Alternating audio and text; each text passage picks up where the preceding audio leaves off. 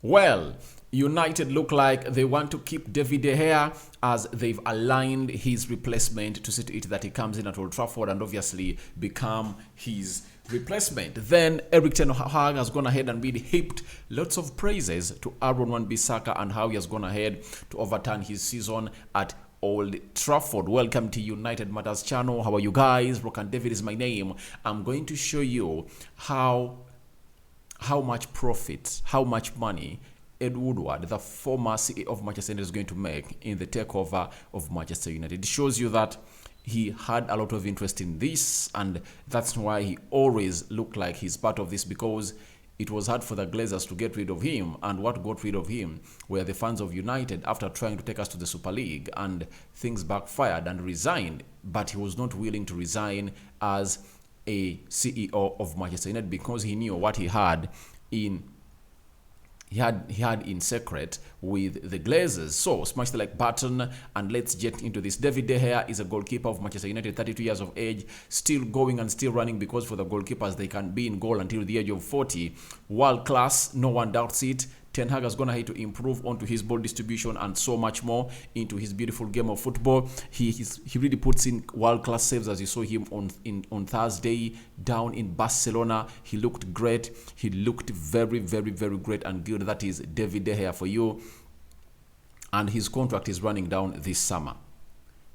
And it was a special case that for him, it was not triggered, meaning that there was a lot of optimism that he's going to sign a new contract. And I think he also came out and confirmed us that he wants to stay at the club of Manchester United. He doesn't want to go anywhere. He wants to be here and spend all in his career at Manchester United. With close to 500 plus games for Manchester United, he won the Premier League, he has the Carabao Cup, FA Cup, he has the UEFA Europa League, and I think he's working hard to see to it that he really wins United another Premier League, because he last won it in 2012, 2013. That's when he last won it with Sir Alex Ferguson, and he has never played in a Champions League finale, and I think he believes that with Eric Ten Hag things are really possible. And I believe at Manchester United, no player would love really to leave the club of Manchester United because of the optimism and faith that Ten Hag has really put in the players, that everything is possible. When you look at that squad, it's really having shortages of certain players, like a right back, a central defender, a CDM to back up Casemiro. I think the Eriksen replacement has been gotten. That is Sabitzer. We need a striker. I think we are less with like 5 players that are really class and quality to complement the Eric Ten Hag system and obviously see him flowing, because we've not yet really seen what Ten Hag is all about, because Ten Hag likes a team that really passes and holds that ball a lot. That's his style of play, and we're just having cameos of that, but not a full flow throughout the game. So we want that. Now, it looks like United have really went ahead to put their proposal to the table of David De Gea, and we've been told this story coming in from Alex Nixon, and he has told us that Manchester United would like David De Gea to agree to £250,000 a week contract to keep him. How much is David De Gea earning? David De Gea is earning £375,000 a week, and obviously he has kept it safe in goal. That's it. And when they tell you he's earning that amount of money, obviously he had to be earning it. Do you know why? He has been our best player ever since Alex Ferguson left. And he has won very many Player of the Year awards at Manchester United. Out of that 10 years, he has been here ever since Ferguson left. I believe he has won like 8 times, because he was at our he was always at our safe. At our save. That's it. He has saved United a lot, and that's why he has been earning that amount of money. And how did the scenario come up? He wanted to go to Real Madrid, I think in 2014. Then United failed the transfer by handing in the paperwork late. Then David De Gea stayed, and United gave him a new contract of £350,000 a week. It shows you how good this player is and how dependent we liked him at Manchester United, and he never really let us down every time we called for his services. Now, when he's really approaching his third year, in his third decade, Ten Hag believes he should take a pay cut. That's it. Because right now he's not the most important player at the club. Likes of Casemiro, the shift has really changed. That's it. The tide has changed from him to the likes of Rafael Varane, Casemiro, Marcus Rashford. So it's supposed to be vice versa. He's supposed to take a pay cut and obviously find himself earning £250,000 a week. I believe he's going to take that amount of money. One, he wants to start the club. When you look at the elite clubs around the world, I don't think that there is one that's going to take him. Madrid has Thibaut Courtois, Barcelona has Ter Stegen, PSG have Donnarumma. When you look at the Premier League, I think Arsenal have Ramsdale, Chelsea cannot take him, Liverpool cannot take him. You get his world class, but I think if at all is to go, he'll find himself returning to Atletico Madrid, something that he wouldn't fancy and he wouldn't like to leave the Premier League. I believe he's going to take this amount of money and I think he's going to put pen to paper. And I think this takeover of United has really taken us long to agree a deal of these players. Like I came out yesterday and told you about Rashford and Dalot, and I've seen people coming out in the comment section that I'm unsubscribing information because you are really cooking around news. That is not cooking about news. A story being reported coming in from Bayern Munich that they're eyeing Marcus Rashford, and you say that I'm cooking up a story. This channel is all about news. We react to news. Real Madrid is eyeing Diego Dalot. I put up a title. Ten Hag to lose 2 players, and someone says I'm unsubscribing from your channel because you are telling us lies. Guys, if you feel like you're not okay here, it's okay. You can unsubscribe because we are having 10 of thousands of subscribers here. You get? I respect everyone who is on this channel, but that doesn't mean that you should come out and really say that I'm giving you fake news. I've never come out here and given you a news without a source. You get? And I gave you those 2 stories basing on their contract situations, and their contract situations have awakened up teams like Bayern Munich and Real Madrid to look at these players. That's it. And that's why I come here and really flash the tweets. So let's leave it at that. I don't want to get pissed this afternoon as we prepare for the game of Leicester City. Now, David De Gea is really a very good goalkeeper, and he's staying at Manchester United according to me. And I think what is delaying these deals to Luke Shaw, Freddie, Rashford, Diego Dalot, I think it's the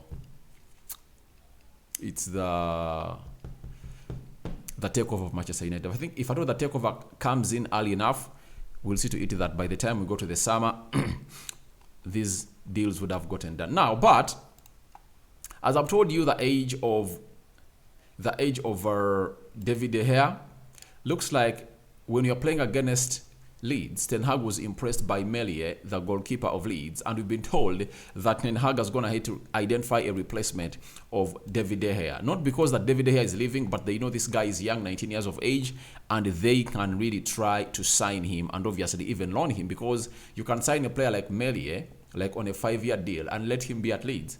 And you know that David De Gea is going to be for the next 2-3 years. If at all he's not okay with being a second-choice goalkeeper, he leaves.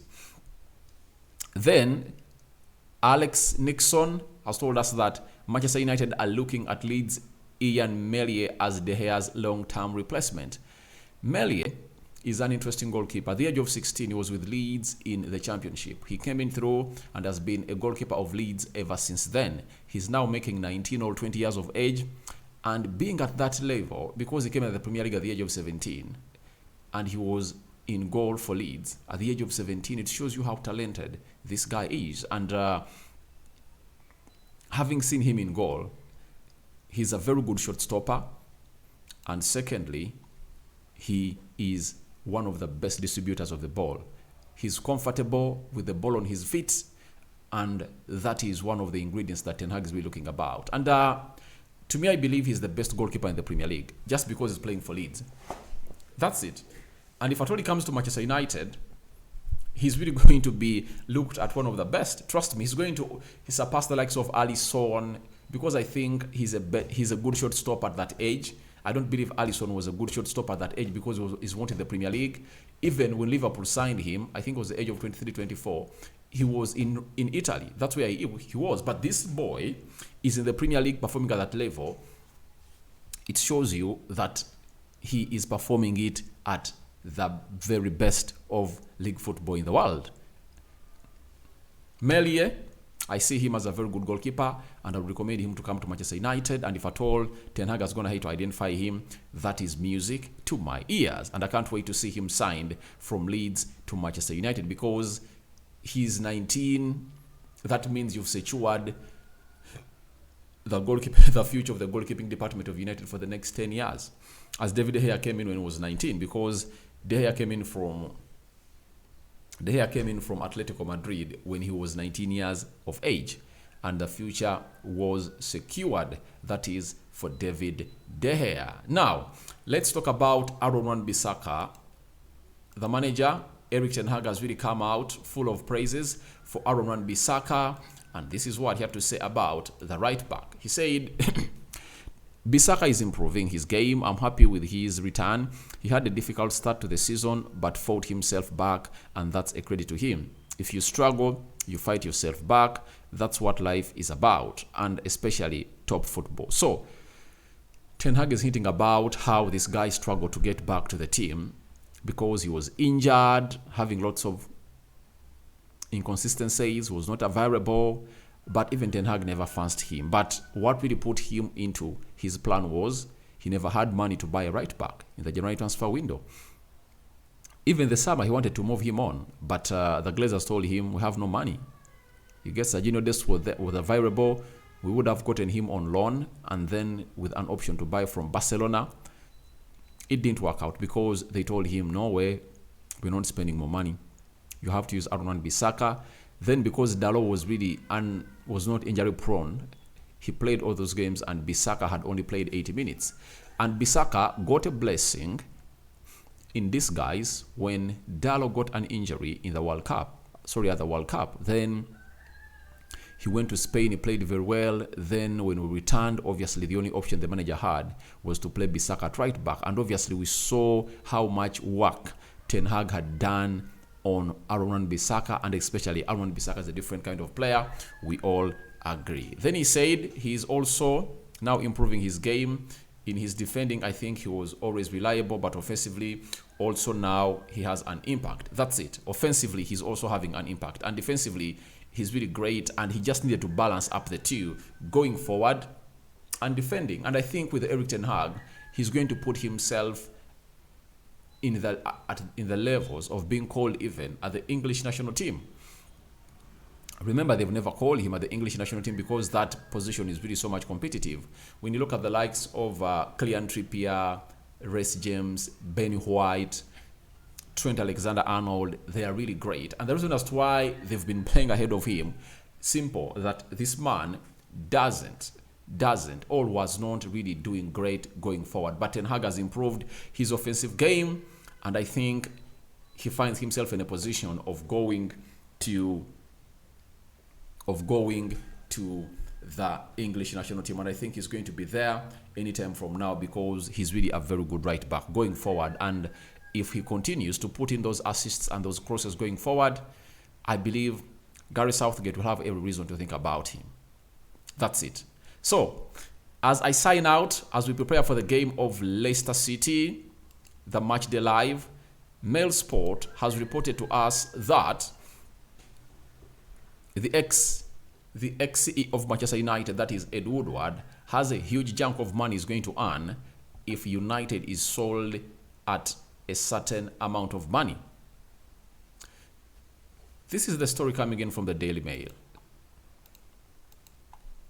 Ed Woodward, the former United executive vice chairman, stands to make around £1.5 million from the club's sale.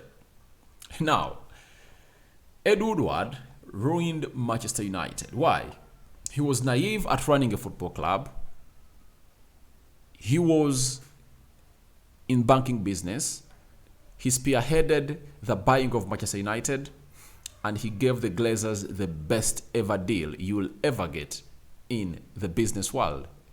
Buying a venture like Manchester United on debt, and you put it there as leverage in the bank, was really an absolute steal.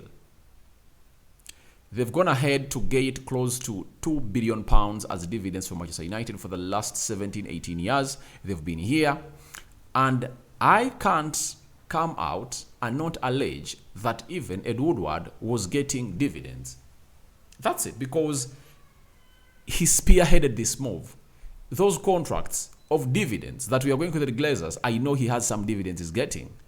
When the Glazers took like £15 million, I believe Ed Woodward had like 2 or 3. Because if he's having £1.5 million on the sale of Manchester United, then he must have been getting dividends on everything. And he knew that one time they will sell this club and put that clause into the contract that brought the Glazers to Old Trafford, that he will need to get some good money.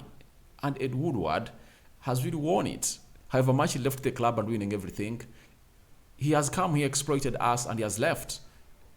But the good thing is that we are getting in new owners that are really willing to spend huge on us. And let's wait and see how that's going to go. So guys, let's prepare for the game of Leicester City. I think in the next 1 hour, I'm going to be here with the confirmed team news. So better be tuned here for you. So your thoughts on David De Gea's replacement aligned are welcome in the comment section below. Then Ten Hag praising Heaps Wan Bissaka, and what do you think about Ed Woodward's plan and clause that is going to see him earn £1.5 million from the takeover of Manchester United? It's a Sunday. May the Almighty Lord bless you abundantly. Rokan David is my name. I sign out for now, guys. See you later. Let's see what the game is going to be like. But Harry Maguire has not been seen in the players or among the list of players that have really arrived at Old Trafford to be part of the game of football of United versus Leicester City. He's out. I'm out.